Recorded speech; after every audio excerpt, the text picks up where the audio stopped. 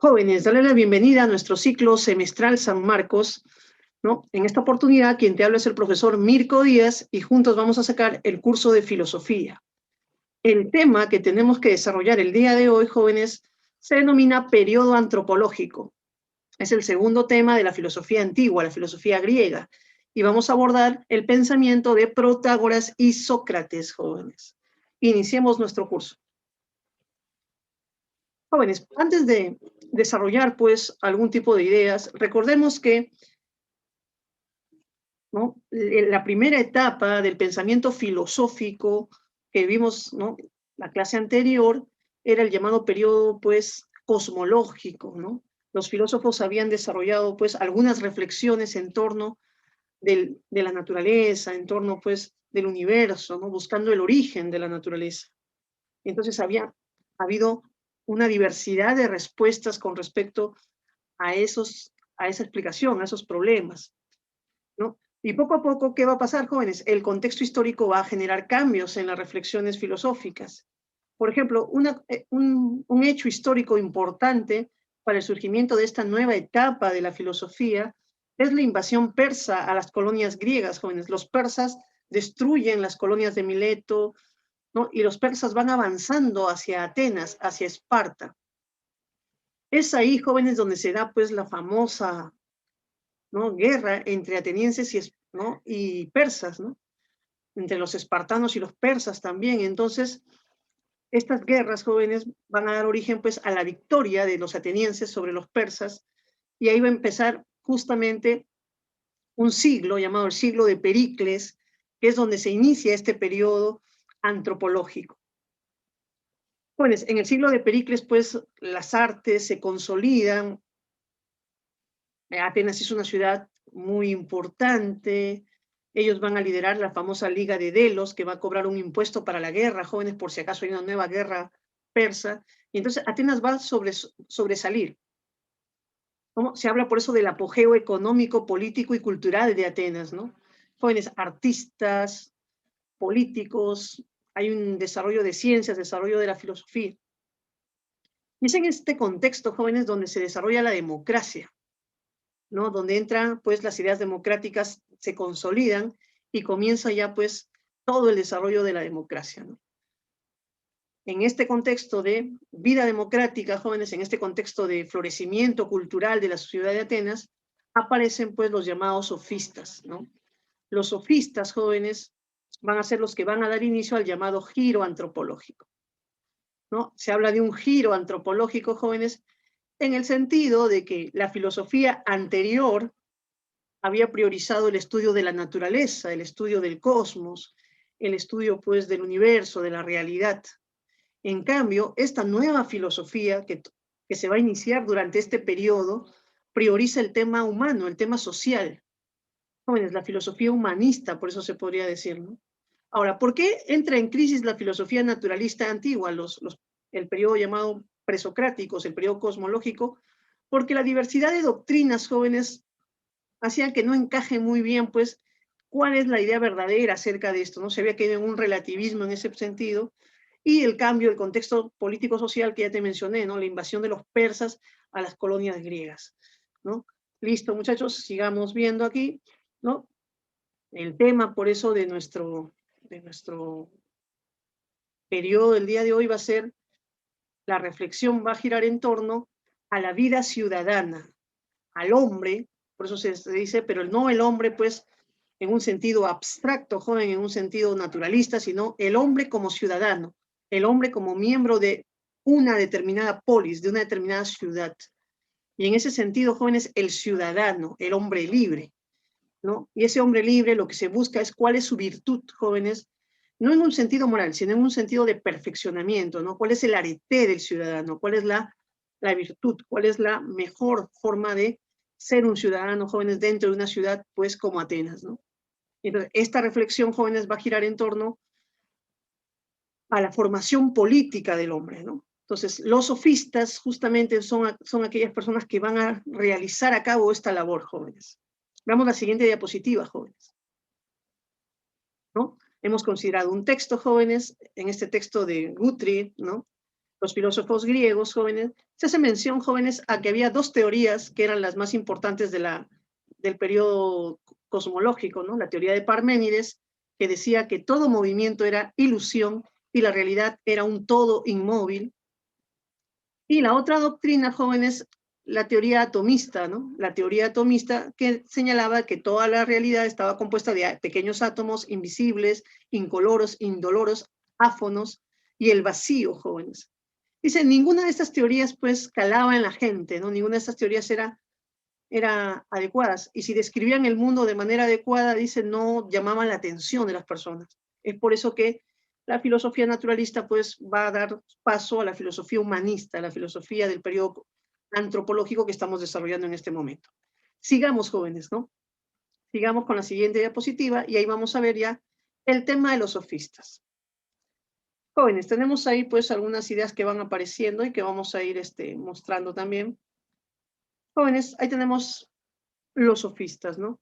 Bueno, los sofistas fueron un conjunto de individuos, ¿no? Un conjunto de individuos, ¿no? Todos ellos eran extranjeros en Atenas, metecos se dice por eso, y jóvenes ellos pues, aparte de su habilidad en la oratoria, en la retórica, ellos decían dedicarse a la enseñanza, dedicarse a la educación, a la formación política, podríamos decir, entre comillas, de los jóvenes, ¿no? ¿Y cómo era este tipo de educación a la cual ellos se dedicaban? Bueno, pues ellos decían enseñar oratoria, el arte de hablar en público, jóvenes, a fin de que los jóvenes aprendan a participar dentro de la vida política democrática que ya habíamos dicho que en Atenas se estaba desarrollando, ¿no? Y entonces los sofistas vieron esa oportunidad, ¿no? Vieron que en Atenas el desarrollo de la democracia traía consigo la necesidad de que los jóvenes se preparen en este tipo de habilidades, ¿no? Habilidades que tienen que ver con el uso de la palabra, la oratoria, la retórica, y entonces ellos se van a dedicar a esto, a la enseñanza de estas habilidades, ¿no? Los sofistas jóvenes van a llamar la atención en esa época porque fueron los primeros que cobran por sus enseñanzas jóvenes, y pues los sofistas también van a cultivar la llamada erística, que es el arte de ganar una discusión, el arte de ganar un debate, ¿no? Y entonces todas estas ideas van a formar parte del llamado currículo sofista, joven, ¿no? Un currículo para la formación política del ciudadano ateniense, ¿no? El problema de los sofistas, joven, deriva de ciertas actitudes que ellos tenían, ¿no? ¿No? Y justamente esta es la idea fundamental que ellos traen, jóvenes. Como los sofistas habían viajado por diversas ciudades, no eran atenienses nada más, ellos se habían dado cuenta de algo, jóvenes, que la mayoría de las personas que se quedan en su ciudad no se dan cuenta, ¿no? Y es de la llamada diversidad de las costumbres, diversidad de las ideas, de la diversidad de valores y normas. Jóvenes se habían dado cuenta que a lo largo pues, del mundo había diversas culturas, diversos pueblos, y cada pueblo tenía su propia forma de ver la vida, su propia verdad, podríamos decir. Cada pueblo tenía sus propios valores, sus normas, sus costumbres. Y entonces se daban cuenta de que si algo era verdad en un pueblo, al ir al otro pueblo ya no era verdad. Y entonces, ¿qué se daban cuenta? Se daban cuenta de que las normas, ¿no? Los valores, ¿no? Todo el conjunto, el sistema de creencias, para decirlo más afín, de un pueblo, jóvenes, no era idéntico y no era igual al sistema de creencias de otro pueblo. Y al no ser igual, joven, ¿qué podríamos decir? Que todo sistema de creencias era relativo. Y entonces no había, pues, un sistema de creencias universal, válido para todos los pueblos. Y estos jóvenes, los sofistas se habían dado cuenta, pero los atenienses, pues, no lo percibían de esa misma manera. Entonces, los sofistas son los que introducen estas ideas relativistas, esta idea de que nuestro sistema de creencias es un sistema de creencias convencional. Jóvenes, y eso es algo cierto, ¿no? No es algo que los sofistas hayan inventado. O sea, mis costumbres, mis creencias son las en las cuales yo me he educado, en las cuales mi sociedad me ha educado. Pero una persona de una sociedad distinta va a tener otro sistema de creencias, ¿no? Y entonces ahí tenemos, jóvenes, a eso le llaman la oposición entre la physis y el nomos. Joven, la physis representaría las leyes de la naturaleza, ¿no? Que son leyes objetivas, que son leyes pues absolutas, que se desarrollan idéntico para todos, pero el nomos se vendría a constituir las leyes de la ciudad, ¿no? Las normas y las costumbres de la ciudad. y esas son relativas, son convencionales. Es decir, cada pueblo establece su propio sistema de creencias. Joven, esta es una idea novedosa y radical para la época, ¿no? Por eso hay que tenerla en cuenta. Sigamos, ¿no? Jóvenes, algunas ideas pues de algunos filósofos, ¿no? Estudiosos de la filosofía que hablan de los sofistas. A ver, vamos a leer ahí, ¿no? Dice, nosotros, dice Gompers, llamamos sofistas a aquellos hombres que se presentan como representantes no de una ciencia en particular, sino de la cultura en general, que están con un pie en la retórica y con el otro en la filosofía, que son a un tiempo gramáticos y filósofos, virtuosos de la palabra y campeones de la luz de la razón, mitad científicos, mitad periodistas, dice la cita, ¿no? Jóvenes, queda claro pues lo que se está diciendo de los sofistas, ¿no? Eran retóricos y filósofos, no eran gramáticos, o sea, se preocupaban por el tema del lenguaje. Mitad científicos, porque algo de ciencia sabían, pero mitad periodistas también, ¿no? Difusores del conocimiento. Ahora veamos lo que dice Jagger. Se adapta perfectamente a nuestra caracterización de los sofistas como humanistas, el hecho de que fueran los creadores del concepto de cultura. El ideal de la educación humana es la culminación de la cultura en su sentido más amplio. Jóvenes, estos pues, estudiosos son estudiosos importantes de la filosofía griega, ¿no? Entonces tenemos algunas ideas que ellos tienen sobre los sofistas. Sigamos viendo, jóvenes, qué otras características pues surgen de los sofistas, ¿no?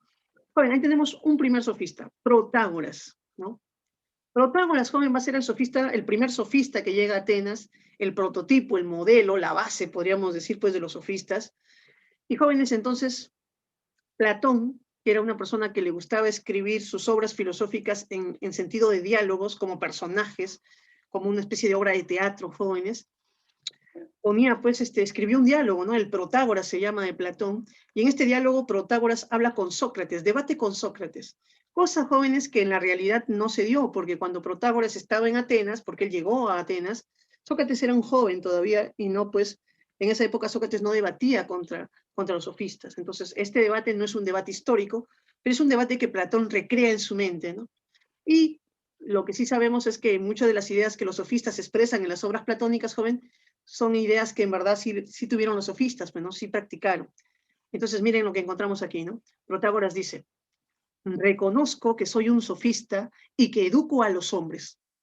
Joven, si me acompañas, te sucederá que cada día que estés conmigo, regresarás a tu casa hecho mejor, y al siguiente lo mismo, y cada día continuamente progresarás hacia lo mejor.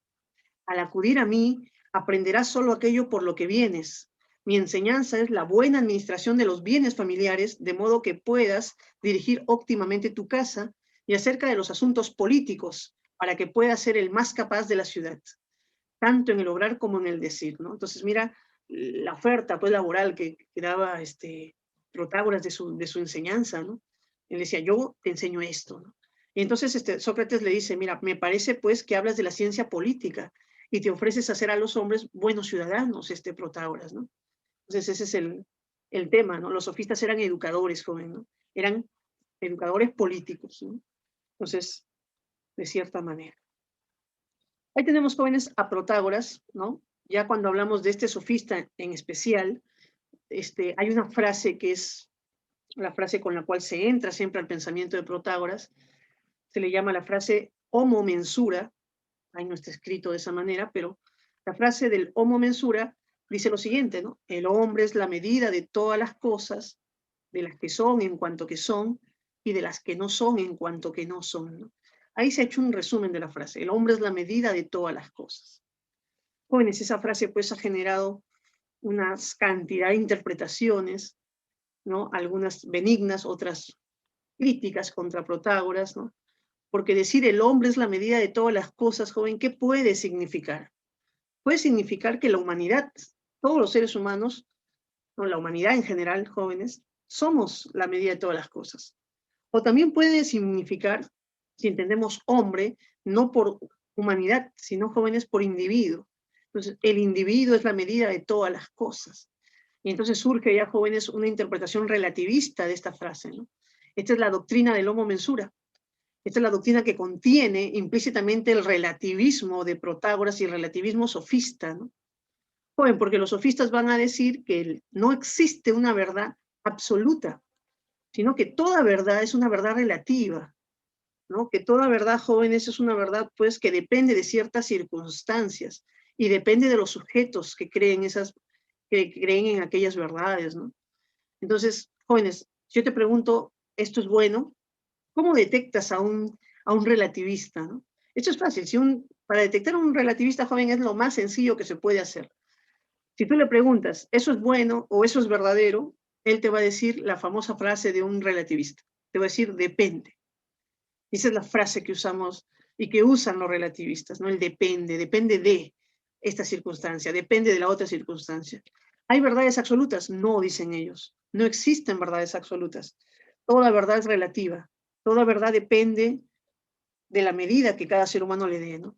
Las cosas son como a cada persona le parecen. Algunos interpretan la filosofía de los sofistas de esta manera. Jóvenes, las antilogias, ya vamos a hablar de ellas, es una doctrina que también desarrolla Protágoras. El agnosticismo, ¿no?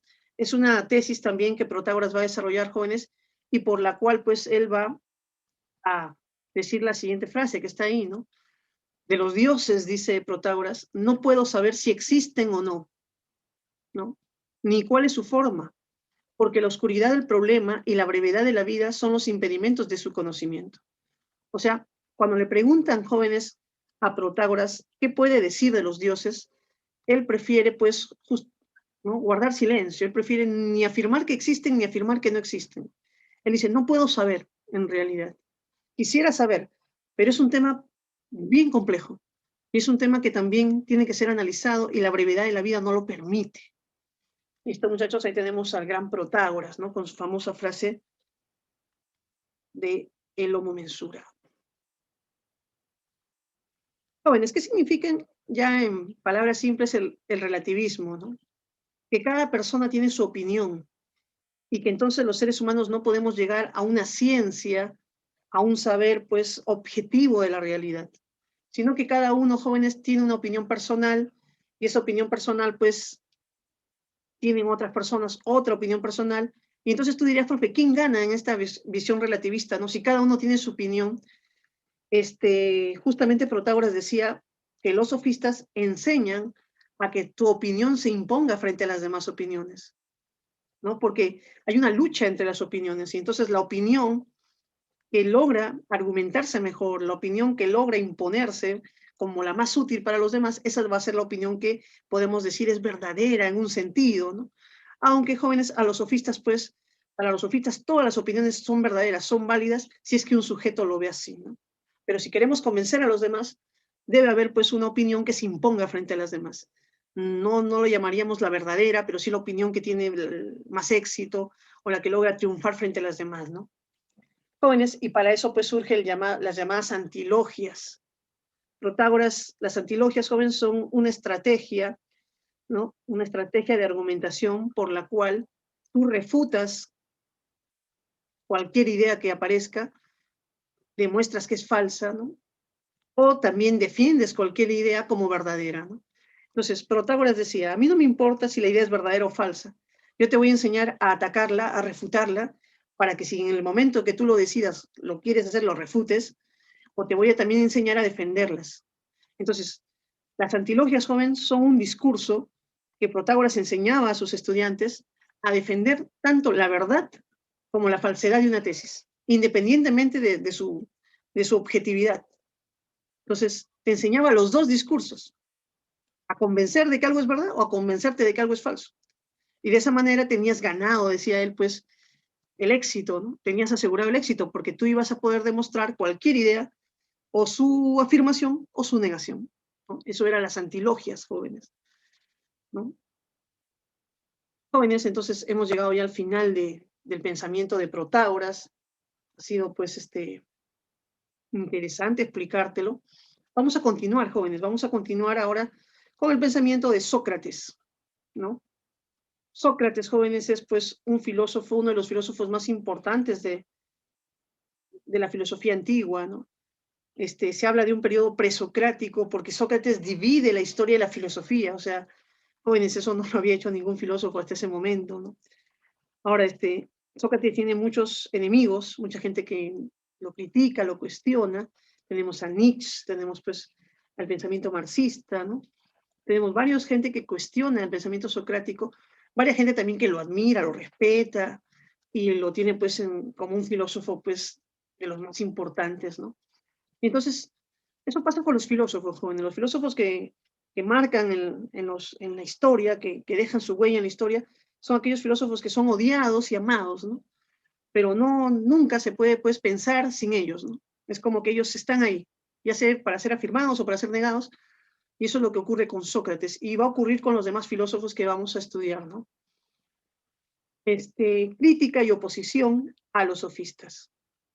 Jóvenes, o sea, yo creo que todos nosotros nos damos cuenta de que nosotros hemos sido formados en un sistema de creencias, en un sistema de valores por nuestros padres, ¿no? Que nuestros padres nos transmiten. Entonces, nuestro sistema de creencias es relativo, ¿no? Ahora, cuando a un joven le dices eso, él piensa que decirle que su sistema de creencias es relativo es como decirle que su sistema de creencias no importa, ¿no? No, que sea relativo no quiere decir que no tenga validez, jóvenes, ¿ah? Entonces, en Grecia, por ejemplo, había unas costumbres que se daban y esas costumbres eran relativas, pero si eras griego tenías que cumplirlas, ¿no? Podríamos decir que en Esparta se daba otro tipo de costumbres, pero si eras espartano tenías que cumplirlas como si fueran absolutas. Entonces, cuando llegan los sofistas a Atenas y comienzan a decir que el sistema de creencias es relativo, eso debilita justamente, jóvenes, el sistema de creencias de todo pueblo, ¿no? Hace que la juventud, pues, entonces deje de creer en las verdades tradicionales que existen en un pueblo. Y entonces, esos jóvenes, pues, es un poco, Sócrates decía, eso es negativo para la formación de un joven, ¿no? El relativismo en sí es perjudicial, jóvenes, si lo adoptamos, pues, a la ligera, ¿no? Y entonces Sócrates consideraba que este relativismo era peligroso. Entonces, este relativismo debía ser combatido y por eso Sócrates se va a oponer a los sofistas. Cuando Sócrates es acusado, jóvenes, de corromper a la juventud, ¿no? Él se defiende diciendo que él no es un sofista, ¿no? Él dice, a mí se me confunde con un sofista, se me atribuye que soy el mayor sofista, eso dice Aristófanes en una de sus obras, Las nubes, y Sócrates dice, no, yo no soy sofista. Primero porque yo, dice él, no tengo un saber que transmitir, y los sofistas dicen que sí, que ellos transmiten un saber. Lo segundo es que yo no cobro por ningún tipo de lección. Cualquier persona que quiera conversar conmigo se acerca, conversa. Yo no estoy cobrándole por administrar alguna verdad, ¿no? Y lo tercero, jóvenes, es que pues Sócrates dice, para mí, el relativismo es un error, ¿no? Los seres humanos debemos llegar a la comprensión de ciertas nociones que son importantes para la vida social y lo que tenemos que hacer no es caer en relativismo. Sócrates decía, sino más bien buscar definiciones universales de los conceptos y darle una validez, acabar con el relativismo. Ese era el proyecto socrático, jóvenes, ¿no? Entonces, los sofistas enseñan y promueven un falso saber, los sofistas cobran por enseñar, y obviamente su relativismo va contra los valores de la comunidad, ¿no? Es lo que te estaba diciendo. Para Sócrates es posible encontrar, jóvenes, valores universales, encontrar pues definiciones de estos valores y poder por eso formar una comunidad que, que se enriquezca a partir de estos valores, ¿no? Y los sofistas eran lo opuesto, ¿no? Entonces, Sócrates se opone a los sofistas, no debatió, como te digo, con Protágoras, debatió con los sofistas que se llaman de la segunda generación. Ahí vemos, pues, Sócrates debate con Gorgias, ¿no? ¿No? Con otros sofistas menores, ¿no? Jóvenes, para entrar en el pensamiento de Sócrates, lo primero que tenemos que tener en cuenta, jóvenes, es su visión del hombre, ¿no? Yo creo que ese es lo que marca la piedra cardinal, podríamos decir, a partir de la cual podemos entender la filosofía socrática. Y aquí, jóvenes, hay que ser bien directos, hay que decir lo que Sócrates es. Sócrates es un pensador espiritualista, un pensador que ahora le llamarían, pues, idealista, ¿no? En el sentido de que él consideraba de que un pensador religioso, podríamos decir, ¿no? Porque él consideraba que el hombre, el aspecto más importante del ser humano, el aspecto central del ser humano, no era su cuerpo, no era su corporalidad, no era su materia, no era su lado físico, sino todo lo contrario. El aspecto más importante del ser humano es el alma, dice Sócrates, el espíritu. Y esta alma es inmortal, a diferencia del cuerpo que es mortal, jóvenes, que eso era una idea religiosa de los órficos que había llegado a través de los órficos a los pitagóricos, y a través de los pitagóricos a Sócrates, y a través de Sócrates a Platón. Ese es más o menos el seguimiento de estas ideas religiosas, espiritualistas, ¿no? Entonces, el hombre es su alma, dice Sócrates, ¿no? Y entonces, jóvenes, de esta verdad, de la cual parte Sócrates, de que el hombre es su alma, se deducen otras verdades importantes. Se deduce, por ejemplo, que Sócrates se oponga a un materialismo, jóvenes. Sócrates dice, los hombres no deben buscar riquezas, porque las riquezas son bienes pasajeros, ¿no? Bienes que no te los llevas contigo, ¿no? A donde vayas cuando mueres, ¿no? Jóvenes, los seres humanos no debemos buscar placeres, ¿no? Porque los placeres también son cosas que pasan y no dejan mayor trascendencia en la vida humana. Entonces, como el hombre es un ser espiritual, lo más importante, dice Sócrates, que debemos buscar es la tarea más importante de nuestra vida, es realizar el llamado cuidado del alma. Los seres humanos deben cuidar su alma, esa es la tarea fundamental del hombre, del filósofo. Y para cuidar dicha alma, jóvenes, debemos buscar dos cosas, dos elementos que son fundamentales para formar al filósofo. Debemos buscar la sabiduría y la virtud. Jóvenes, y no debemos buscarlo fuera de nosotros. Esa es otra cosa novedosa en Sócrates. Joven, Sócrates habla del el autoconocimiento, la autoformación, el autodescubrimiento. Eso quiere decir que educar jóvenes no es un acto que se pueda realizar, o sea, desde afuera no se te puede transmitir algo. La educación tiene que ver con un acto, jóvenes, de descubrimiento interior, de sacar de nuestro interior justamente esa sabiduría, esa virtud. ¿No? Sócrates pensaba en ese sentido, jóvenes, yo siempre digo, Sócrates es como una especie de agricultor, ¿no? Él piensa que de cierta manera nosotros, dentro de nosotros hay semillas, semillas de sabiduría, semillas de virtud que nosotros debemos cultivar dentro de nosotros y hacer florecer, y que se extraiga de nuestro interior esa verdad, esa bondad, esa virtud, esa sabiduría. Jóvenes, esta idea de Sócrates es fundamental para comprender su pensamiento. Entonces ya sabes, Sócrates es antimaterialista, ¿no? Él dice, no, el anticorporal, ¿no? Él dice, no, el cuerpo no es malo, pero lo más importante es el alma. El cuerpo a veces, cuando se vuelve pues el único cuidado del ser humano, cuando solo buscamos darle placeres al cuerpo, cuando solo buscamos darle riquezas, cuando solo el cuerpo pues se vuelve el todo, ahí sí está mal el cuerpo, ahí debe ser cuestionado. Entonces, el alma es lo más importante, el cuidado de nuestra alma, a través de la búsqueda de la sabiduría y la virtud, jóvenes. Y entonces, jóvenes, Sócrates, pues, a partir de esta idea, desarrolla lo que llamamos una ética intelectualista. A esta ética intelectualista se le conoce, jóvenes, con el nombre de intelectualismo moral. Jóvenes, esta idea del intelectualismo moral es interesante. Algunos como que no logran comprender lo que se quiere decir aquí. Y Sócrates, jóvenes, nos dice justamente esas dos ideas que están ahí, ¿no? Que el único bien, jóvenes, es el conocimiento, dice Sócrates, y que el único mal que existe es la ignorancia. Que todos los males, jóvenes, la raíz de todos los males que vivimos los seres humanos están ligados al hecho de nuestra propia ignorancia, al desconocimiento de las cosas fundamentales de la vida, jóvenes. Y entonces Sócrates dice, el hombre sabio, el hombre que logra conocer la verdad de las cosas, es un hombre que tiende a hacer el bien, porque a través de descubrir la verdad, jóvenes, yo hago el bien. Si yo descubro la verdad de las cosas, yo me intereso por hacer el bien. El bien y el conocimiento están ligados, joven. La sabiduría y la virtud están ligadas, pero sus opuestos también están ligados.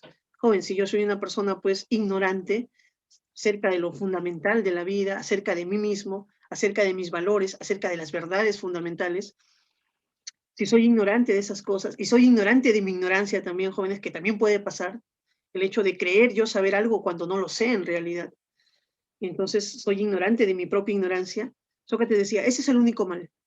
La ignorancia es la raíz de todos los males, porque a partir de ahí surge la soberbia de creer que sabemos. A partir de ahí surgen varias cosas, ¿no? Valorar cosas como bienes cuando no son bienes, cuando son males, ¿no? Para los seres humanos. Y las personas sufren justamente por ese acontecimiento, por ese hecho, por el hecho de valorar como bueno algo que en el fondo es un mal, jóvenes. Y entonces el hecho de percibir erróneamente, ¿no?, una acción, un valor y creer que es algo bueno cuando en realidad es algo malo, joven, es lo que nos hace sufrir, dice Sócrates. Por eso el hombre sabio, jóvenes, el hombre que logra cultivar los valores, que logra aprender las definiciones de las cosas, de los valores fundamentales, logra pues una vida virtuosa también. Entonces, jóvenes, Sócrates decía algo así como que yo no puedo ser bueno si en primer lugar no reflexiono acerca de la definición de lo que es el bien. Yo no puedo ser justo si no reflexiono acerca de lo que es la justicia. Yo no puedo ser virtuoso si no reflexiono acerca de lo que es la virtud. No puedo ser feliz si no sé lo que es la felicidad. Jóvenes, entonces en Sócrates, el hombre, ¿no?, sabio debía reflexionar sobre estos conceptos, debía reflexionar acerca de la verdad, acerca de las definiciones de estos valores, para poder, a partir de este conocimiento, lograr una vida virtuosa, una vida feliz. Y entonces estas definiciones, joven, eran universales, decía Sócrates. Sócrates te decía, ¿qué es la justicia? Si tú le decías una idea, depende, ¿no? Como diciendo, como los sofistas, es un concepto relativo, Sócrates, cada uno puede tener su propia idea de justicia. Sócrates rechazaba esa noción. Sócrates decía, no, a mí me interesa la noción universal de justicia, no me interesa pues los relativismos, ¿no? Y entonces, jóvenes, a partir de ahí Sócrates va a desarrollar un método para poder encontrar esas definiciones que son fundamentales para la vida práctica, ¿no?, para la vida humana. Jóvenes, Aristóteles, ¿no? Recordemos algo, Sócrates no escribió nada. Sócrates es un pensador del cual han escrito los discípulos, ¿no? ¿No? Ha escrito Platón, ha escrito Xenófanes, han escrito otros filósofos. Jóvenes, pero Aristóteles también hace una reflexión acerca de los conceptos que él cree encontrar en Sócrates. Entonces, esto que voy a explicar ahorita es una reflexión que Aristóteles hace sobre Sócrates. Entonces, Aristóteles dice, ¿no? A Sócrates no le interesaba conocer los conceptos particulares, ¿no? Por ejemplo, si hablábamos de la belleza, dice Sócrates, y dice Aristóteles, perdón, Sócrates no preguntaba por la belleza de una joven, o la belleza de un caballo, o la belleza de una obra de arte. No, no. Sócrates decía, yo no quiero que me digas la belleza particular, yo quiero que me digas la belleza universal, el concepto, ¿no?, el concepto, la esencia, lo que tienen en común estas tres cosas bellas. ¿Qué es lo bello más allá de las cosas particulares?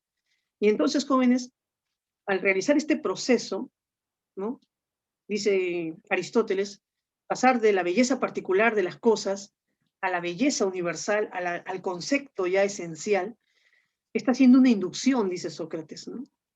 Pero luego, al preguntarnos por qué es ese concepto, al buscar la esencia de ese concepto, ya Sócrates está buscando una definición en un concepto lógico. Entonces, Aristóteles juzga a Sócrates joven a partir de un criterio lógico, y lo que nos dice Aristóteles es que Sócrates usaba la inducción, ¿no?, el paso de los conceptos particulares al concepto universal, que es lo que él buscaba, y la definición, ¿no?, que es la esencia de estos conceptos, ¿no?, buscar la esencia de estos conceptos. Jóvenes, ahora vamos a ver la otra forma de interpretar a Sócrates, la forma como lo hizo Platón.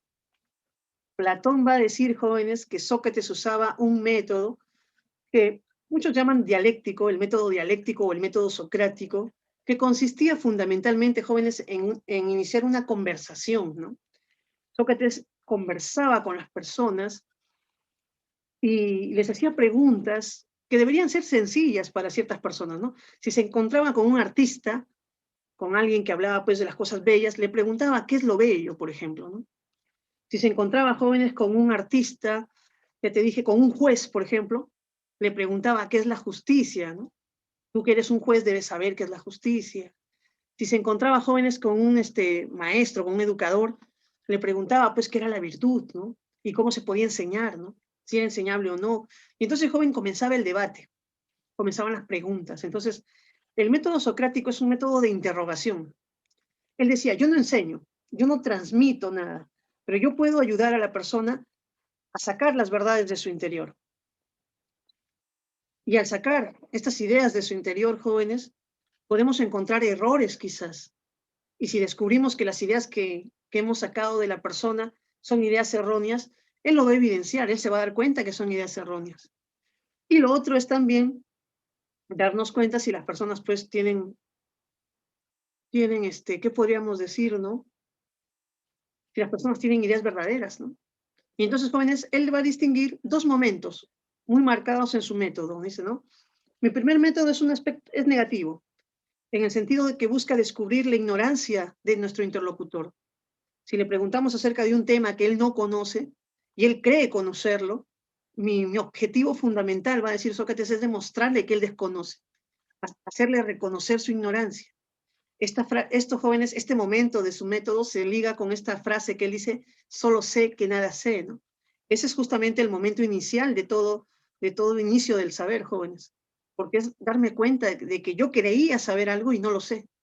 Cuando yo reconozco mi ignorancia acerca de un tema, jóvenes, puedo iniciar el camino filosófico, puedo empezar la búsqueda de los conceptos. Pero si yo creo saber algo, no lo busco, pues. Entonces, por eso Sócrates decía, mi método empieza siempre con la llamada ironía o refutación también, ¿ya?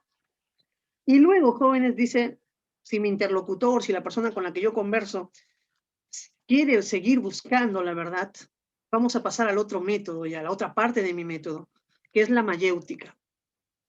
Jóvenes, en Grecia, mayéutica significaba el arte de parir, el arte de ayudar a parir, ¿no? El arte de las parteras, las comadronas, las mujeres que ayudaban ¿no? a las mujeres embarazadas a dar a luz. Entonces, la madre de Sócrates era una partera. Y entonces él dice, yo también ejerzo el mismo oficio que mi madre, dice Sócrates. Yo soy un partero.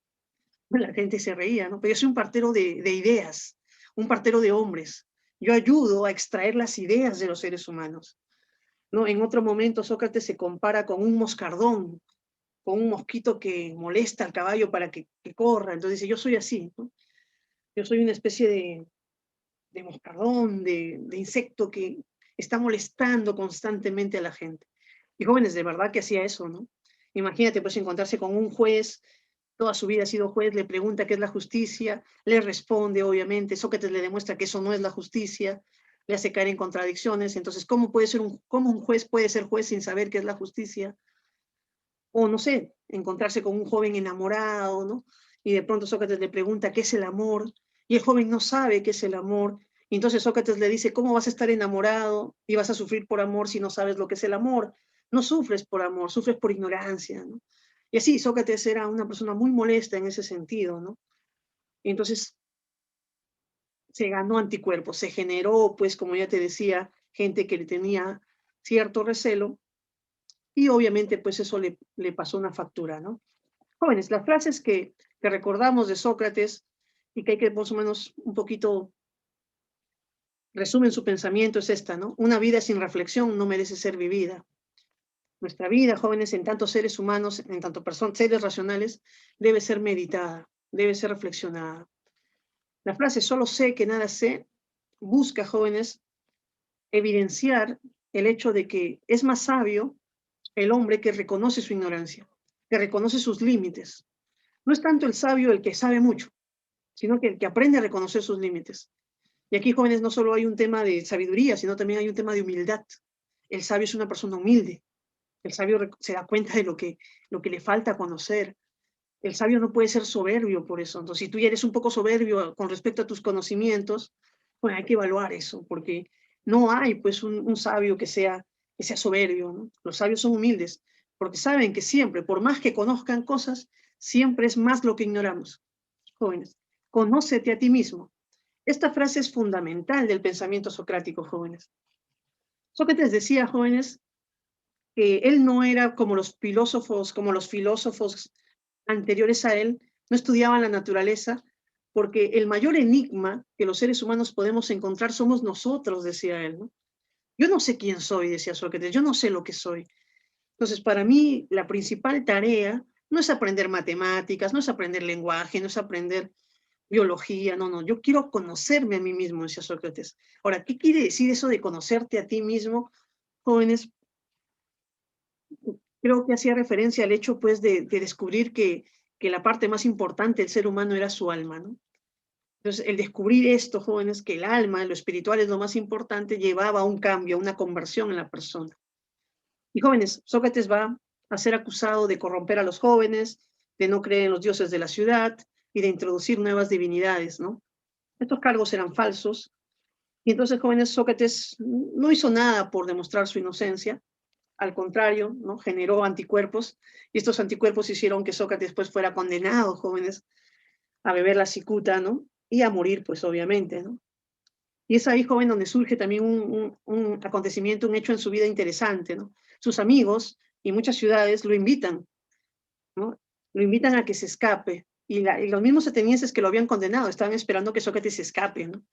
Porque era obvio que la condena que le habían hecho era una condena injusta. Y es ahí donde Sócrates, joven, defiende una idea que es justamente esta: más vale sufrir una injusticia, dice, que cometerla. No, mira esta idea moral, ¿no? Para poder juzgar, pues, la moral socrática, ¿no?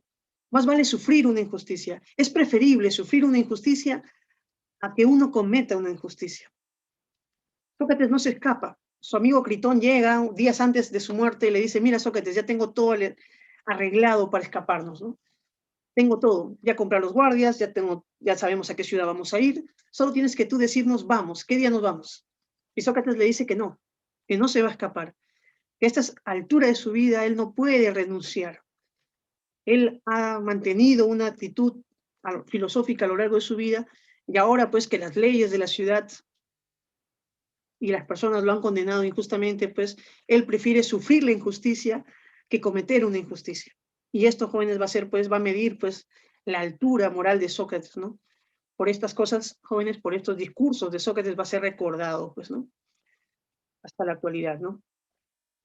Jóvenes, acá tenemos pues su apología, ¿no? Recordemos, muchachos, que la apología pues es la defensa que uno hace frente a un juez.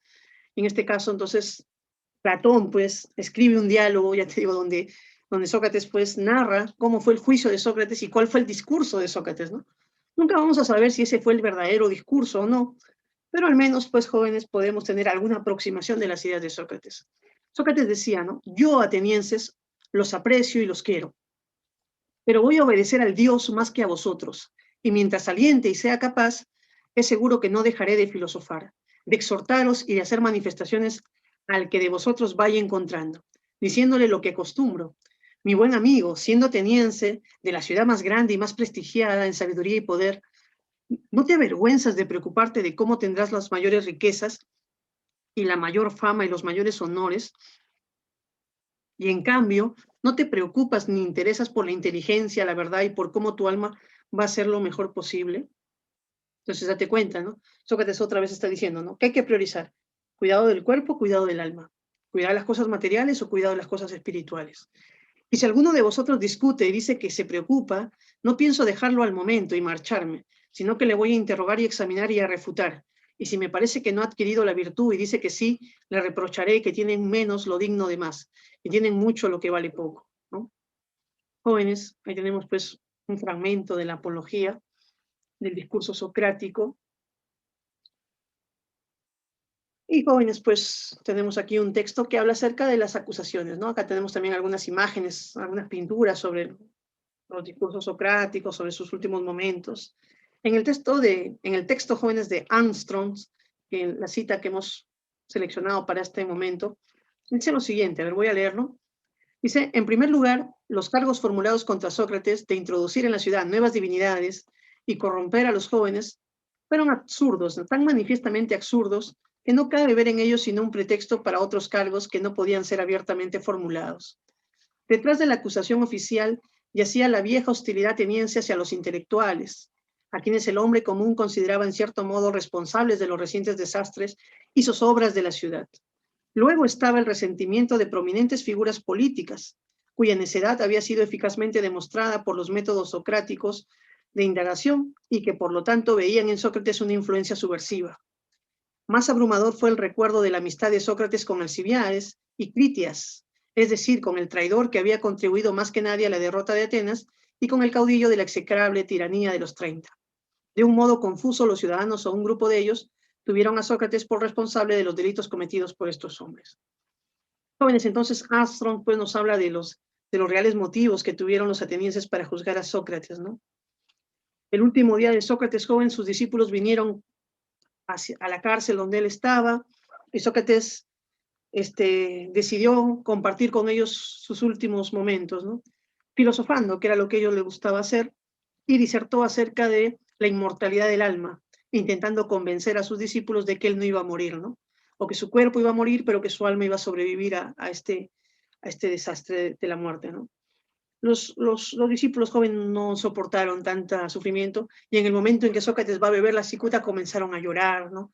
Se mostraron pues tristes, ¿no? Sócrates bebe la cicuta, jóvenes, y en el último ya minuto, en el último exhalar de su vida, él dice pues a su discípulo Critón, que siempre fue su discípulo que más lo apoyó económicamente, que estaba detrás siempre de que no le faltara nada, le dice, Critón, le dice, ¿no? Le debemos un gallo a Esculapio, ¿no? Ahora, ¿quién es Esculapio, jóvenes? Esculapio es el dios joven de la medicina. Y los griegos tenían la costumbre de sacrificar a un gallo a Esculapio cuando una persona se sanaba. Y entonces Sócrates estaba muriendo, no se estaba sanando. Y entonces, ¿por qué le debió un gallo a Esculapio? Aquí, jóvenes, viene la última ironía de Sócrates, con la que él cierra su vida de cierta manera, ¿no? De decirnos, de darnos a entender de que quizás la muerte no era un mal, sino que la muerte de cierta manera pues era un bien, ¿no? Un bien el cual no alcanzábamos a comprender. Y es que por eso que se le debe un gallo a Esculapio. Bueno, muchachos, con estas ideas, con estas reflexiones hemos llegado pues al final de esta clase. Espero pues haberte motivado pues a la lectura de Sócrates y de estos autores que son tan importantes. Ya nos estaremos viendo, jóvenes, en una próxima oportunidad, ¿no? Nos vemos. Espero esta clase haya sido de tu agrado y ya pues continuaremos la próxima clase. Nos vemos. Jóvenes, continuamos con nuestra clase y en este momento pues vamos a sacar adelante el solucionario o la práctica dirigida. Recordemos que estamos trabajando pues nuestro tema del periodo antropológico. Vayamos a la primera pregunta.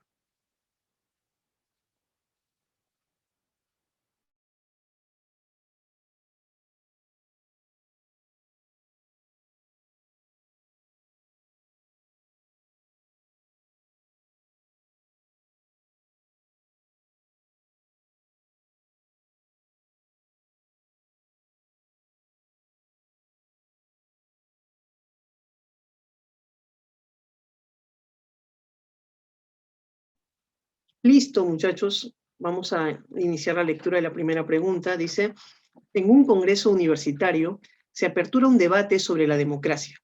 Algunos están de acuerdo con dicho sistema de gobierno, otros están en contra y otros no opinan. Para finalizar el debate, un estudiante sostiene que no existe una verdad objetiva y que lo único que quedaría es llegar a un consenso, teniendo en cuenta los beneficios de este. ¿Qué sentencia filosófica de la antigüedad sintetizaría el hecho relatado? Jóvenes, ahí tenemos pues las 4 sentencias. La alternativa dice A, el hombre es la medida de todas las cosas. B, yo solo sé que nada sé. La C, conócete a ti mismo. Y la D, si algo existe no se puede llegar a conocer. Vemos, jóvenes, entonces que la primera sentencia pertenece pues a Protágoras, ¿no? Las 2 siguientes pertenecen a Sócrates, solo sé que nada sé, conócete a ti mismo. Y la última sentencia pertenece al filósofo Gorgias, al sofista Gorgias. Gorgias se oponía, jóvenes, a las tesis de Parménides. Parménides decía que el ser es lo que existe siempre, que el ser y el pensar eran lo mismo, o que había una identidad entre ellos.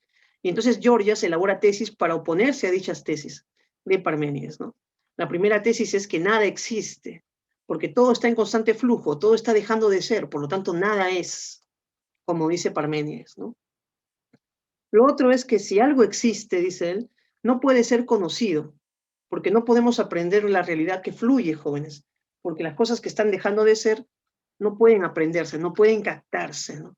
No puede atraparse la realidad que está fluyendo, que está escapándose constantemente, jóvenes, de nuestras manos, ¿no? Y otra cosa, jóvenes, importante que dice Gorgias es justamente este hecho de que no podemos comunicar nuestros conocimientos con el lenguaje a través de palabras. Por eso él dice que si algo podemos conocer, no lo podemos comunicar a los otros, ¿no? Listo, jóvenes. Entonces, esas son las ideas fundamentales. Ya sabemos cuál es la respuesta, ¿no? La respuesta es la frase, el hombre es la medida de todas las cosas, porque esta frase hace referencia al relativismo, justamente de Protágoras. Entonces, vayamos, jóvenes, a la solución de la pregunta, ¿no? A decir de Protágoras, el hombre es la medida de todas las cosas, por tanto, según este pensador, no hay verdad objetiva y lo único que quedaría es llegar a consensos y considerar beneficios, ¿no? Marcamos, jóvenes, la alternativa A. Pasamos entonces, jóvenes, a nuestra siguiente pregunta, pregunta número 2.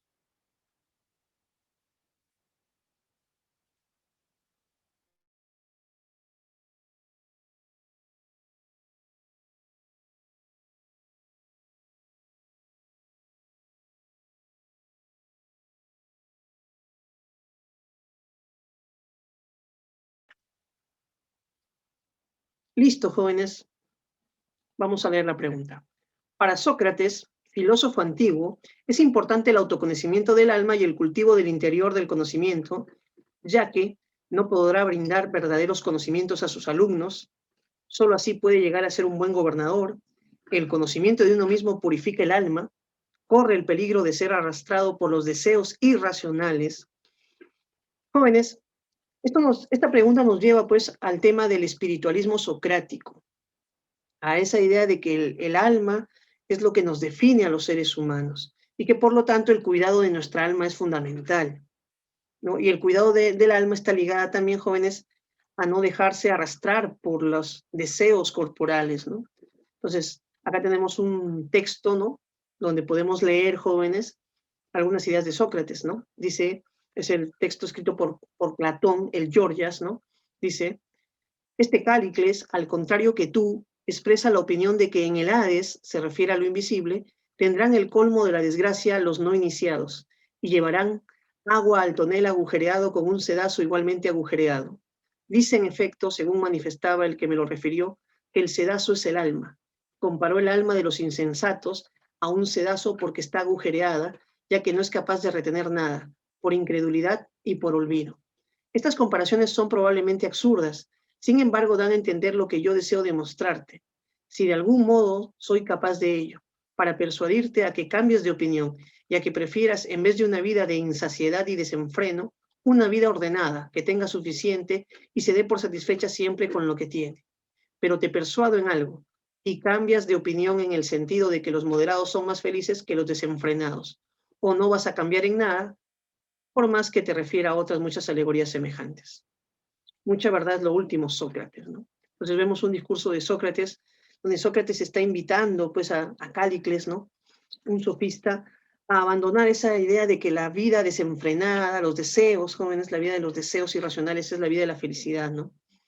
Y entonces, jóvenes, la idea de buscar el conocimiento está ligado justamente a ese peligro que hay constantemente en toda persona de ser arrastrado por los deseos irracionales, que Sócrates pues considera negativos, ¿no? Pero en ese sentido nuestra clave va a ser la alternativa D. Jóvenes, ahí marcamos la alternativa D. Vamos a pasar a la siguiente pregunta, ¿no? Ahí la tenemos, jóvenes.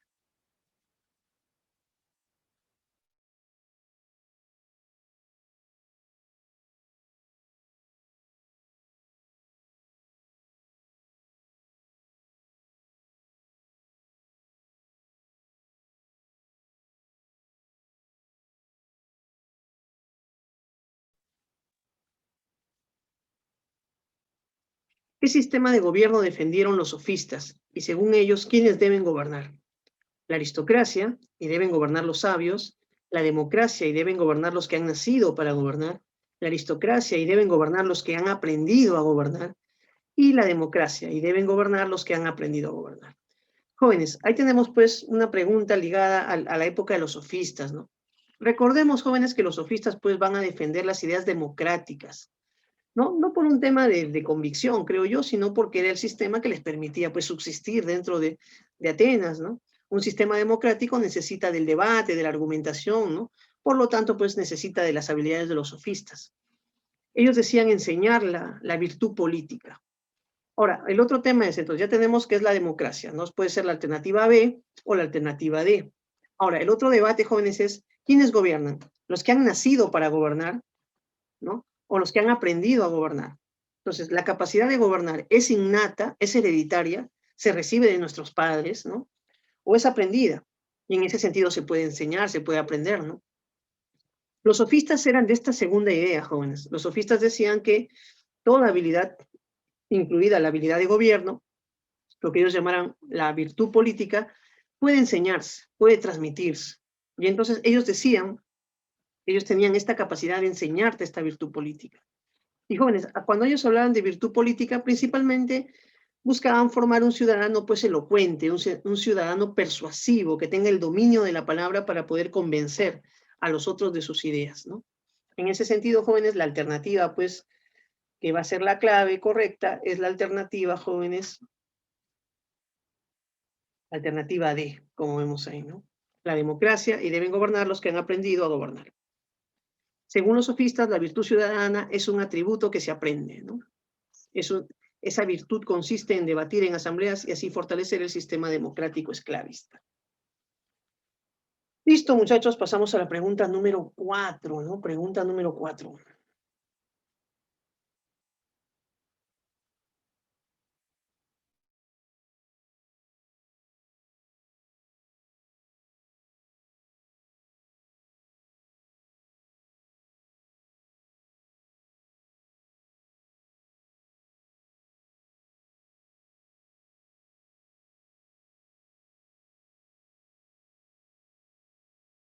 Sigamos, muchachos.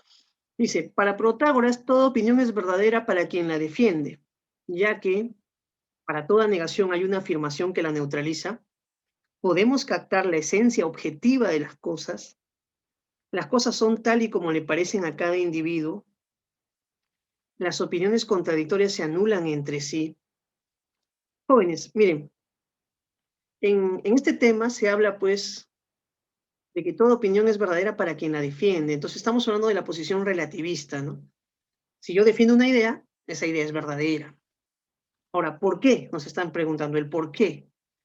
Para toda negación hay una afirmación que la neutraliza. Bueno, eso sería, jóvenes, un poco el tema de las antilogias, ¿no?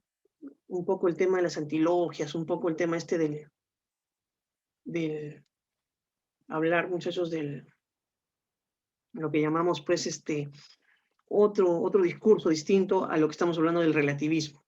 Podemos captar la esencia objetiva de las cosas. No, los sofistas no creen que podamos llegar a una esencia. Recordemos que para los sofistas la realidad está en constante cambio, devenir. En ese sentido, la alternativa B tampoco sería, ¿no? Las opiniones contradictorias se anulan entre sí, dice la alternativa D. ¿No? Es un poquito siguiendo la lógica, pues, esta de opiniones contrarias se anulan. El principio de equipolencia, ¿no? De los filósofos, ¿no? Que se llamaban, pues, los escépticos, ¿no? Pero el relativismo se fundamenta principalmente, jóvenes, en esta idea de que las cosas son como a cada persona le parecen, ¿no? Siguiendo esta idea del hombre es la medida de todas las cosas. Entonces, toda opinión es verdadera, pero algunas son más útiles. Dice ahí, el mismo viento parece fresco a uno y tibio a otro. No es que uno de los dos se equivoque, ambos aciertan. Este viento es fresco para aquel a quien así le parece y es tibio para el otro. Es decir, jóvenes, las ideas pues no son las mismas para todos, ¿no? De cierta manera hay una versión de cada cosa, como vemos aquí en la imagen, ¿no? Para una persona esto es un 6, para otra es un 9, depende de dónde te ubiques. Entonces las cosas son tal y como le parecen a cada individuo. Esa sería la tesis de Protágoras, ¿no? La alternativa sería la C, muchachos, ¿no? Vayamos ahí, clave C. Protágoras es un pensador relativista, por ello consideró que las cosas son tal y como le parecen a cada individuo, ¿no? Esa es la interpretación, jóvenes, individualista del relativismo, ¿no? Vayamos a la pregunta 5, jóvenes. Pregunta 5. No, la pregunta 5 es un texto, jóvenes, hay que leerlo. Y son dos preguntas, en realidad, preguntas 5 y 6. A ver, revisemos el texto de manera inmediata, jóvenes, ¿ya? Dice, en suma, lo que Sócrates pensaba acerca de la psique, alma humana, era que Ella era el verdadero yo. El hombre vivo es la psiché. Y el cuerpo es solamente el conjunto de instrumentos o herramientas de las que el alma se sirve en orden a la vida. Un artesano solo puede realizar un buen trabajo si domina sus herramientas y puede utilizarlas como quiere. Realización que requiere conocimiento y práctica. De igual modo, la vida solo puede vivirse bien si la psique está al mando del cuerpo. Significa pura y simplemente la inteligencia, ¿no? Que en una vida perfectamente ordenada tiene el complejo control de los sentidos y de las emociones.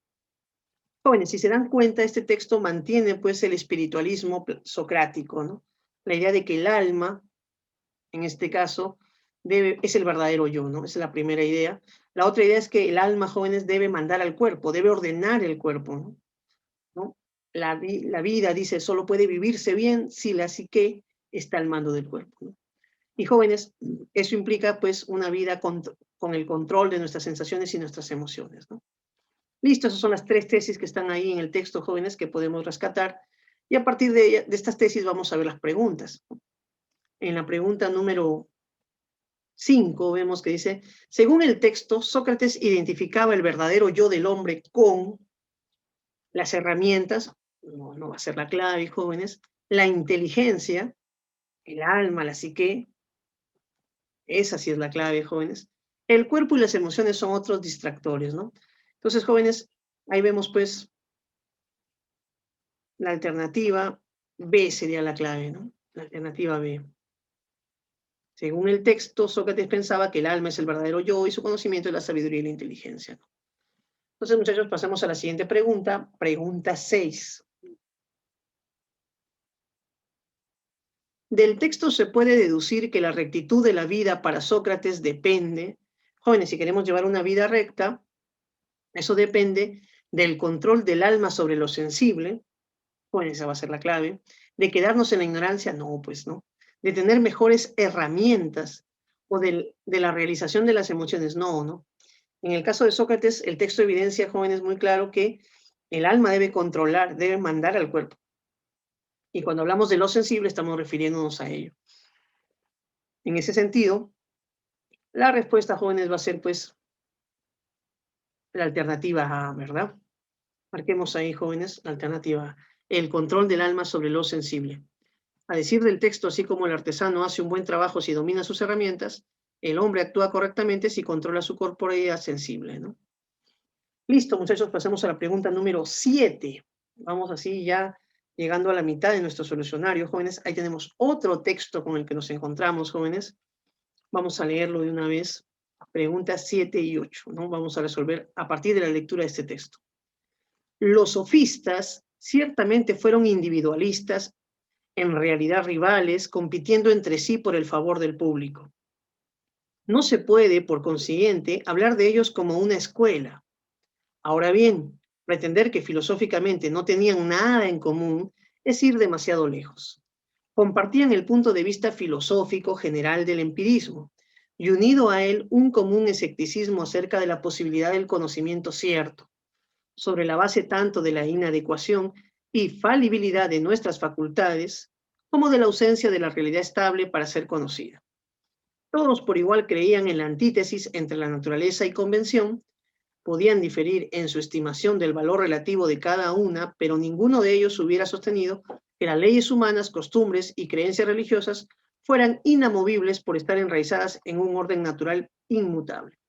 Listo, muchachos, el texto habla de los sofistas, nos explica pues algunas de sus características, de su pensamiento, de sus ideas. Vamos a analizarlo ahora sí. Entonces, lo primero que nos dice, jóvenes, es que los sofistas eran rivales y que por lo tanto fueron individualistas, ¿no? Ahora, no podemos hablar de una escuela, no hubo una escuela, nos dice el texto, ¿no? Ahí estamos subrayando esa parte del texto. Jóvenes, en el punto de vista filosófico, compartían un empirismo, un escepticismo, creían pues en la inadecuación o infalibilidad de nuestras facultades, de los sentidos, por ejemplo, y en el tema también de que no había una realidad estable, como que todo cambiaba, ¿no? Distinguían entre la naturaleza y la convención, physis, nomos, jóvenes, esa es más o menos la idea ahí, ¿no? Y también podían diferir, dices, en su estimación del valor relativo de cada una de ellas, ¿no? O sea, valoraban de manera distinta las cosas, ¿no? Y entonces, jóvenes, vayamos ahora sí a la Primera pregunta, ¿no? La pregunta número 7. Dice, según el texto se puede sostener que los sofistas negaron la imposibilidad del saber cierto, ¿no? Según el texto joven, negaron la imposibilidad del saber cierto. O sea, si negaron la imposibilidad, jóvenes, están afirmando la posibilidad de un saber cierto, ¿no? Recordemos que doble negación, aquí hay que aplicar un poquito de lógica, ¿no? Negaron imposibilidad. Entonces, ¿qué están haciendo? Están afirmando la posibilidad de un saber cierto. Sería falso, jóvenes, ¿no? Los sofistas, dice ahí, pues adoptaron posiciones escépticas. ¿Fueron una escuela filosófica? Jóvenes, no, fueron rivales, fueron individualistas, ¿no? No llegaron a formar una escuela filosófica, dice el texto. ¿Aceptaron la oposición entre la convención y la naturaleza? ¿Aceptaron, jóvenes? ¿No? La oposición no, al contrario, rechazaron esa oposición, ¿no? ¿No? ¿No? Claro, no, al contrario, muchachos, aceptaron la oposición entre la convención y la naturaleza, ¿no? Ahí me estoy confundiendo, en la disculpa del caso. Claro, los sofistas defendieron la oposición entre las leyes naturales y las leyes sociales. Las leyes sociales son convencionales, en cambio las leyes naturales no. Entonces, la alternativa sería esa, jóvenes, la C, ¿no? Y consideraron que las costumbres y leyes humanas son inamovibles, no cambian, no, pues la ley no podría ser la clave. Jóvenes, entonces, en ese sentido, tenemos aquí pues un poquito la idea, ¿no? La contraposición entre las leyes naturales, que son leyes jóvenes que no cambian, ¿no? Y las leyes sociales, que son leyes relativas a cada pueblo, a cada cultura, ¿no? Entonces ellos aceptaron la oposición entre las leyes convencionales y las leyes de la naturaleza, ¿no? La alternativa sería la C, jóvenes, en este caso. Vayamos, jóvenes, a la pregunta número 8. Pregunta número 8. Según el texto, una característica común de los sofistas fue la negación del escepticismo y de la convención. Jóvenes, ya vimos que no. Ellos adoptaron el escepticismo y creían pues en la convención de las leyes humanas. La B dice, que fueron rivales pero no individualistas. No, el texto menciona que fueron individualistas y rivales, así que no podemos ir contra esa lectura. La aceptación de un saber absoluto y universal. No, jóvenes, ¿no? Los sofistas hablaban de un saber pues relativo, de un saber pues convencional, ¿no? Y del carácter relativista sobre las cuestiones humanas. Sí, ese es justamente el carácter que ellos defienden, ¿no? Por eso hablamos de un relativismo cultural, ¿no? Los sofistas se caracterizaron por su escepticismo relativista, por eso sostuvieron que las cuestiones humanas son relativas a cada sociedad. Cada pueblo tiene sus propias normas. Recordemos lo que te decía en la explicación teórica, ¿no? Los sofistas viajaron por diversas ciudades y se dieron cuenta de que las leyes morales, las ideas verdaderas, el sistema de creencias que cada sociedad tenía era distinto y entonces eran relativos estos sistemas de creencias, ¿no? Eso es lo que los sofistas van a afirmar. En ese sentido, la alternativa es la D, jóvenes, ¿no? La alternativa D. Vamos avanzando ya, jóvenes, en este solucionario. Estamos en la pregunta 9. Ahí sí, jóvenes, damos un tiempo para poder revisar la pregunta.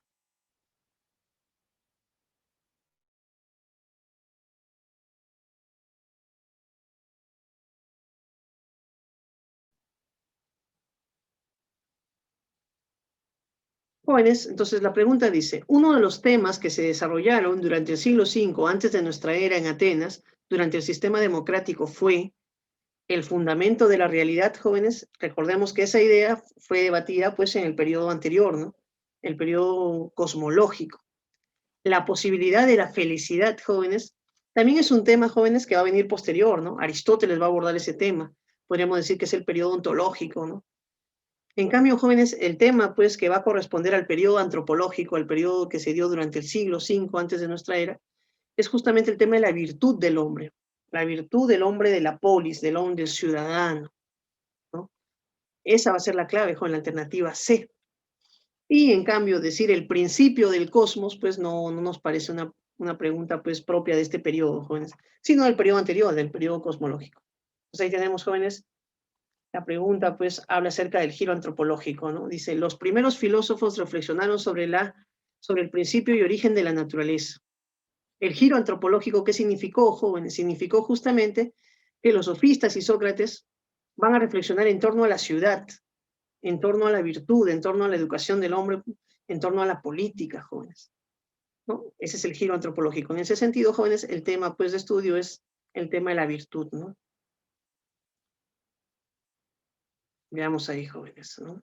Las condiciones económicas y sociales en las Atenas del siglo V antes de nuestra era fue sobre asuntos relacionados con el aspecto más importante o virtud del hombre, ¿no? La alternativa sería la C, jóvenes, como encontramos ahí, ¿no? Vayamos, jóvenes, a la pregunta 10. Vayamos a la pregunta número 10.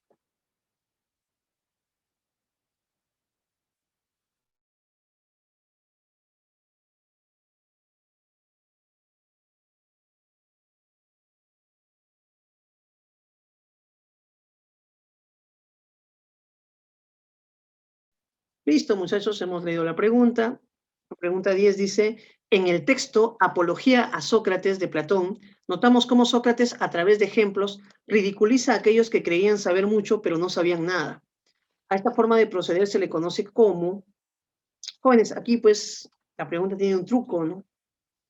Tú estarías diciendo, profe, la mayéutica sería la clave, ¿no? No. Pero jóvenes, no es exacto, porque la mayéutica es justamente el proceso no de demostrar que no sabían nada, sino de extraer las ideas verdaderas.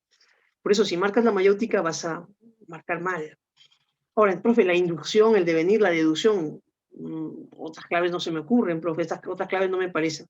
Oye, para resolver el tema tenemos que ver que, recordar lo que te decía en la clase anterior, que hay dos formas de explicar el método socrático. La forma que lo hacía Platón.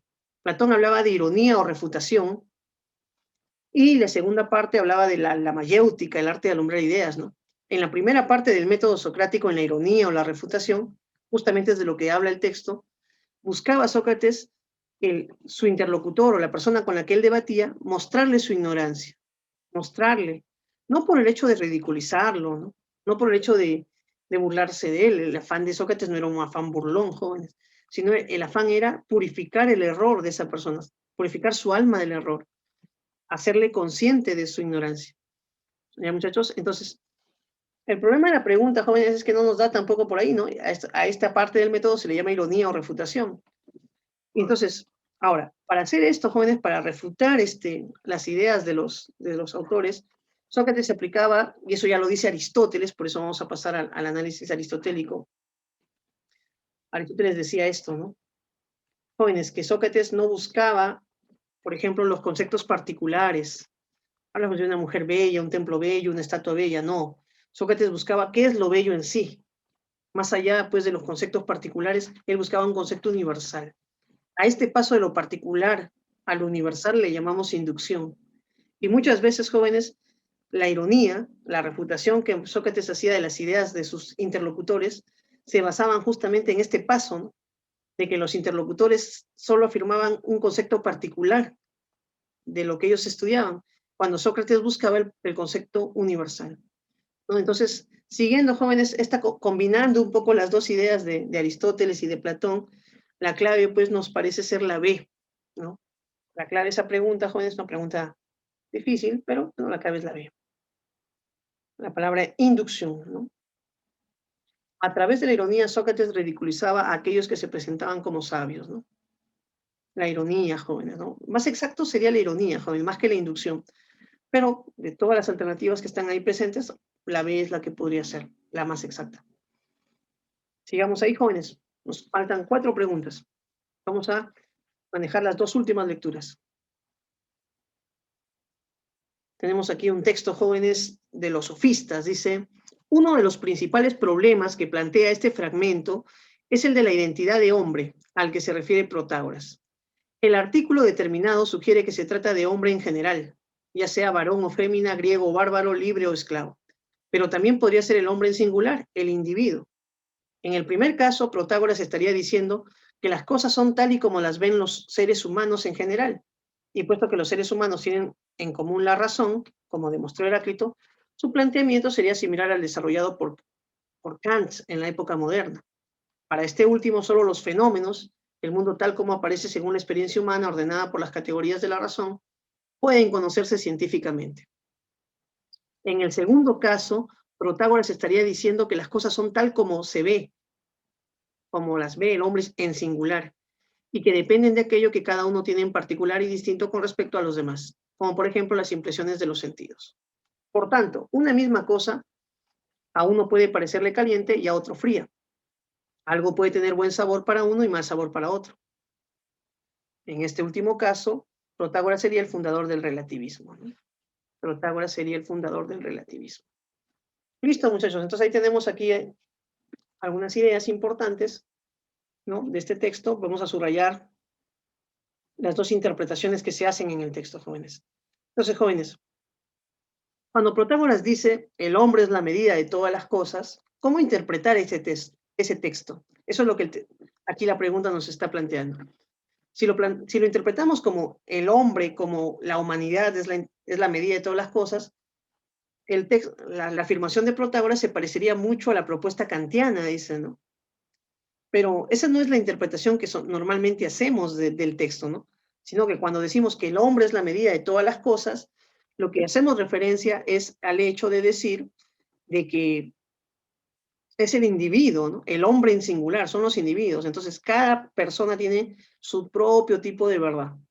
Y por eso, jóvenes, pues esas son las dos maneras de entender esta frase de Protágoras, que normalmente nosotros lo interpretamos siempre de la segunda manera, pero que en este caso está problematizando, está diciendo, ¿cuál es la verdadera interpretación? ¿El hombre como especie? ¿El hombre como individuo, jóvenes? ¿No? ¿El hombre en general o el hombre en singular? ¿No? Esa es más o menos la propuesta. Listo, muchachos. Ahora, si aceptamos el último caso, sí, Protágoras es el fundador del relativismo. Jóvenes, entonces, vayamos aquí a la pregunta 11. Dice, de acuerdo con el texto, el pensamiento de Protágoras puede ser compatible con el pensamiento kantiano si interpretamos la noción de hombre como ser individual, no, jóvenes, como especie humana. La clave sería esa, ¿no? La C. Ahí no hay debate, jóvenes, ahí no hay nada que hacer. La clave es la C, ¿no? Eso es lo que dice el texto. Si aceptamos el ser humano en general, es más parecida a la propuesta kantiana. Ahora vayamos a la pregunta número 12, jóvenes. En la pregunta número 12, jóvenes, se dice, de acuerdo con la lectura, si en la frase el hombre es la medida de todas las cosas interpretamos la noción de hombre como ser individual, entonces Protágoras rechaza la posibilidad de captar la verdad de modo, jóvenes, y ahí entramos ya pues al tema, ¿no? Si aceptamos la interpretación de hombre como ser individual, Protágoras va a rechazar la idea de la verdad absoluta, jóvenes. No podremos captar una verdad absoluta. Entonces la clave va a ser ahí la D, jóvenes, ¿no? ¿Listo, muchachos? Vamos a pasar a la siguiente pregunta. Uy, nos encontramos con otro texto, jóvenes, también intenso, pero vamos a leerlo. Cuando supe la respuesta del oráculo, esas son palabras de Sócrates en la Apología, jóvenes, dije para mí, ¿qué quiere decir el Dios? ¿Qué sentido ocultan estas palabras? Porque yo sé sobradamente que en mí no existe semejante sabiduría, ni pequeña ni grande. ¿Qué quieres, pues, decir al declararme el más sabio de los hombres? Porque él no miente. La divinidad no puede mentir. Dudé largo tiempo del sentido del oráculo hasta que por último, después de gran trabajo, me propuse hacer la prueba siguiente. Fui a cada uno de nuestros conciudadanos que pasa por uno de los más sabios de la ciudad. Yo creía que allí mejor que en otra parte encontraría materiales para rebatir al oráculo y presentarle un hombre más sabio que yo, por más que me hubiera declarado el más sabio de los hombres. Examinando pues este hombre de quien basté deciros que era uno de nuestros grandes políticos, sin necesidad de descubrir su nombre y conversando con él, me encontré con que todo el mundo le creía sabio, que él mismo se tenía por tal y que en realidad no lo era. Después de este descubrimiento me esforcé en hacerle ver que no era lo que él creía ser, y por eso me hice odioso para este hombre y para sus amigos que asistieron a la conversación. Luego que de él me separé, razonaba conmigo mismo y me decía, yo soy más sabio que este hombre.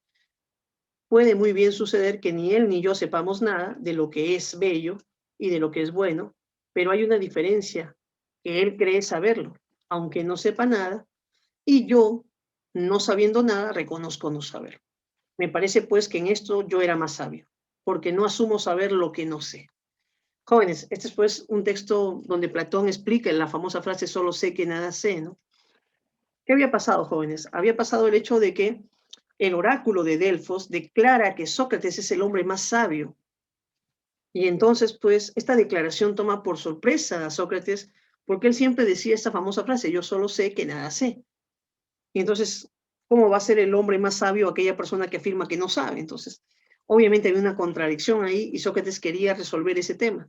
Y entonces comienza a entrevistarse con personas para que él creía sabios y después de su examen, de un análisis de estas personas, llega a la conclusión de que ellos no saben, pero creen saber. Y ahí está la sabiduría de Sócrates. Dice, no, yo no sé, ellos no saben, pero ellos creen saber. Ahí está el error. Ellos creen saber lo que no saben. En cambio, yo reconozco mi ignorancia. Yo sé lo que no sé. Y en ese sentido, jóvenes, el hombre es un sabio. Los sabios son aquellos que aprenden a reconocer su ignorancia, aprenden a reconocer sus límites. Listo, muchachos. Vayamos a la pregunta. Ahí tenemos más o menos qué quiere decir el Dios al declararme el hombre más sabio, ¿no? El oráculo no miente, Dios no miente. Y bueno, yo soy más sabio porque yo reconozco mi ignorancia, dice Sócrates, ¿no? En esa última parte del texto. Listo, muchachos, ahora sí, vayamos a la pregunta 13. Dice, a decir de Sócrates, el ser sabio es una condición otorgada por los hombres, descubierta por la experiencia, señalada por la divinidad o rechazada por la razón. Jóvenes, ¿quién le dice a Sócrates que es sabio? ¿Cómo aprende Sócrates esto? A partir de Dios, ¿no? A partir de la divinidad mediante el oráculo de Delfos. Por lo tanto, la clave aquí va a ser la alternativa C, jóvenes.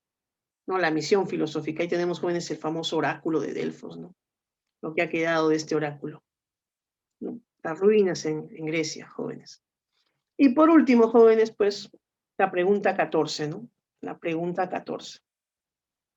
La condición necesaria para la sabiduría es superar a los políticos, lograr aceptación popular, aceptar los oráculos o reconocer que no se sabe. Obviamente, jóvenes, la clave va a ser la D, pues, ¿no? El reconocimiento de nuestra ignorancia, ¿no? Y jóvenes, pues con esto vamos a llegar ya al final de nuestra clase, ¿no? ¿No? Al final de la solución, pues, de las prácticas dirigidas. Esa es la última pregunta, jóvenes. Bueno, ha sido un placer, pues, estar con ustedes hoy día. Bueno, nos estaremos viendo en una próxima oportunidad, muchachos, ¿no? Cuídense.